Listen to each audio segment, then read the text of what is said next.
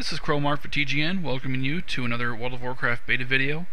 This is DPS Rundown, and today we're going over the Assassination Rogue and talents, abilities, and the spec and rotation and everything. So let's check out our spec first.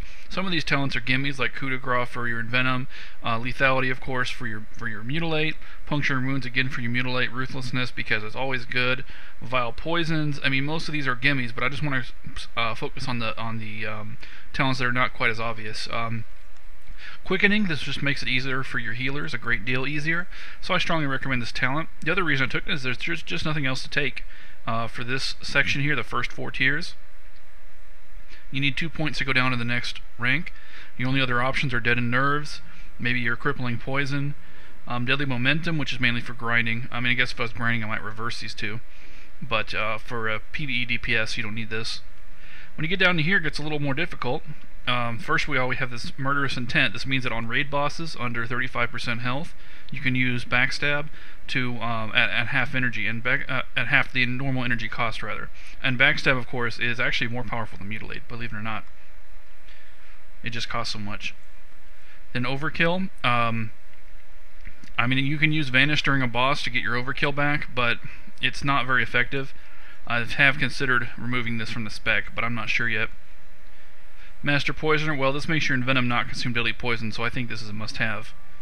Venomous Wounds, this not only procs an extra nature damage dot, and all you have to do is put a bleed on the enemy, but it causes you to regain energy, and it's a lot, and I will be showing you after. Cut to the chase. I have this at 3 points, because at 2 points I found it was too difficult to keep Slice and Dice going. You get a couple of unlucky envenoms, and your Slice and Dice falls off, and you never want that to happen. This is a tough one. I ran out of points, so I couldn't get 2 points in improved exposed armor, so I might put one from overkill. Fortunately, a glyphed exposed armor has a 62-second duration, so only having to rely on this talent once every minute is not bad. If it fails for you, you just lose those combo points, and that's too bad. But again, only once every minute. So, in my opinion, this is worth it. Some people might say that if you're going to only put 1 point, don't even bother. If you're in a raid where there's a warrior or someone else putting a Sunder Armor on the target, then it's a moot point. There's also Hunter Pets that can put Sunder Armor too, so you should be able to range to make sure there is a Sunder Armor, but if there's not, you have improved exposed armor. So I'm going to keep the spec as it is in Assassination. The other tree, these two are easy. Obviously, Relentless Strikes, and then you need to take 2 points in Ambush to get down to the next tier. I guess you could put those points in Night Stalker if you want, it doesn't matter. Either way, it's pretty useless. With Mutilate, you get an extra 30% damage on your Mutilate. This is a must-have. And of course your Backstab, in case you're doing the Murderous Intent build. Now, I've only got 2 points left, because keep in mind that with the new talent structure, it's impossible to get 3 points here and 3 points here. So one of these talents has to have 2, one has to have 3, and this is where the big decision comes in.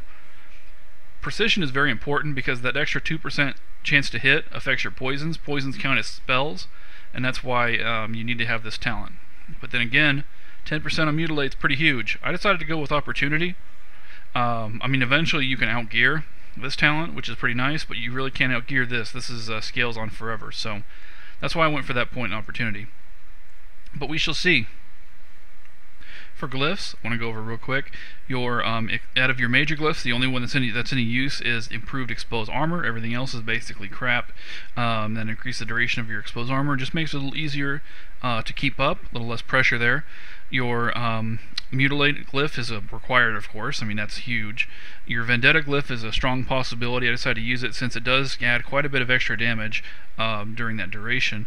And then Rupture, mostly to help you keep Rupture up, makes your cycle a little bit easier to maintain. Your other possibilities, there's only a couple of decent possibilities, nothing really special. Improved Slice, this glyph of Slice and Dice is unnecessary because your Envenom is going to keep it going. And besides that, there's only your Backstab, which you might consider for raid bosses. And in the future, when there are actually raid bosses to test this against, I will be very happy to test this Backstab glyph and see if this is more effective than, say, either Vendetta or Rupture. I suppose if you can keep Rupture up and never let it fall off, then the Backstab would just be plain better. But we'll see. Now for our rotation, we're going to open up with the Vendetta Ambush, and then we're going to get our Slice and Dice started with a 1 point Slice and Dice. We also got to get exposed armor up, and of course rupture. That's the most important thing.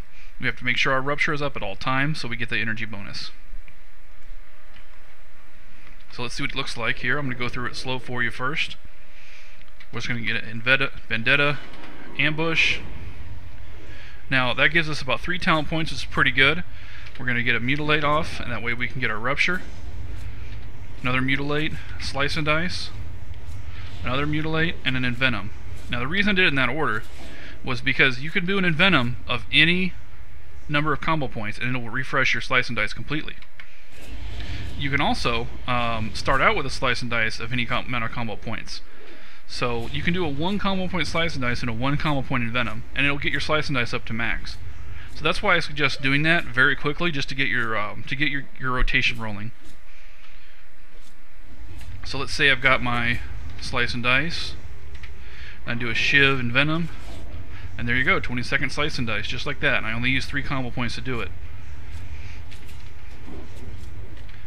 And then once you manage your Slice and Dice, you've got your Deadly Poison. You want to hit your Exposed Armor. And I got lucky and got our combo points back, so I'm going to hit a Rupture. That's what you want. You want your Exposed Armor. If this is applicable, if you're not in a raid that someone else has a Sunder Armor, you want Rupture, you want Deadly Poison, and you want your Slice and Dice. Which again, if you need to restore your Slice and Dice, just do it with a 1-pointer. Okay, so that's what the rotation is. Wait for these debuffs to fall off, and then we'll do a little DPS analysis.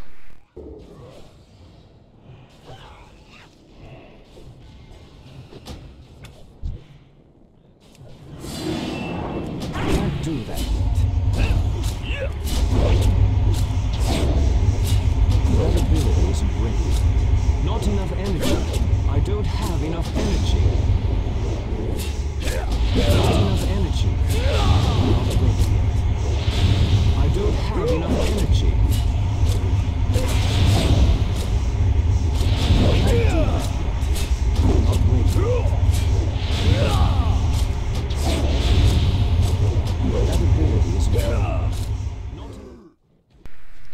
Alright, well let's look at the aftermath of that.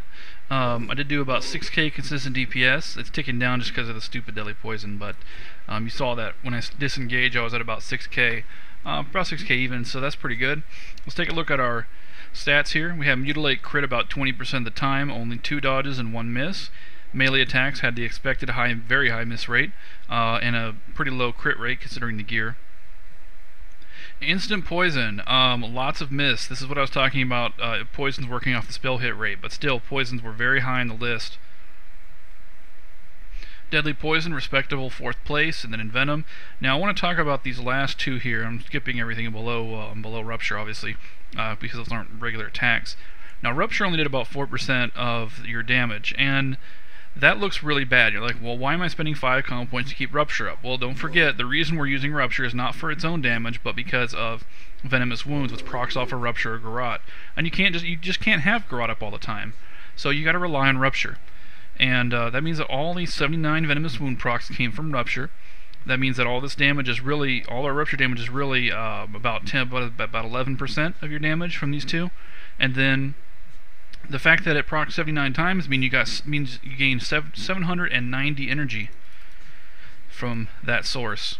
790 energy from Venomous Vim, plus 1100 from Relentless Strikes, and then a little bit from Cold Blood as well. So we can definitely say that Rupture paid for itself, no question.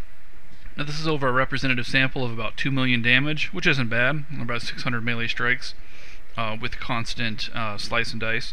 The execution there wasn't 100% perfect. I did have Slice and Dice drop off a couple of times, and I did get discombobulated whenever Improved Exposed Armor failed to trigger, because that does use a lot of combo points. So it would be a lot easier to maintain that without having to use Improved Exposed Armor at all. So yeah, this is pretty good. Looks pretty good for Assassination. 6k DPS is very respectable as an 85 with poor gear and Cataclysm. We were actually going to see that most of the other DPS classes are going to be much lower than Assassination Rogue. Okay, well that's it for Assassination. And this is part 1 of a 22-part DPS rundown series. Next up, we're going to be looking at Subtlety. So I'll see you there.